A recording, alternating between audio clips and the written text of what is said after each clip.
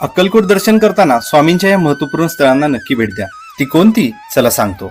ही सर्व स्थळ पायी चालत किंवा शेअरिंग ऑटोने अगदी काही तासातच करता येतील. त्यामुळे ही रील सर्व स्वामी भक्तांना शेअर करून ठेवा. सर्वात पहिलं स्थान म्हणजे श्री वटवृक्ष स्वामी समर्थ मंदिर. या विशाल वटवृक्षाने स्वामींचे वास्तव्य बराच काळ अनुभवले, कारण स्वामी इथे विराजमान असत.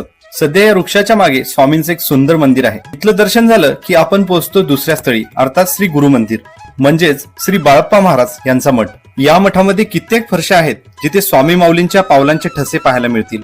पांढऱ्या रंगाची मार्किंग केलेल्या फरशा म्हणजे स्वामींच्या पावलांचे ठसे. यासोबतच बाळप्पा महाराजांची समाधी व स्वामी माऊलींचे येथे मंदिर आहे. येथून 20 रुपयाचे शेअरिंग ऑटोने आपण येतो तिसऱ्या ठिकाणी, अर्थात चोळप्पा महाराजांच्या मठाजवळ. श्री चोळप्पा महाराज यांच्या इच्छेखातर स्वामींनी याच ठिकाणी समाधी घेतली. अक्कलकोटमधील हे मूळ स्थान अतिशय पवित्र आहे. तर शेजारीच श्री चोळप्पा महाराज यांचा वाडा आहे. इथे वाडा पाहून आपण गणपती बाप्पाचं दर्शन घेतो.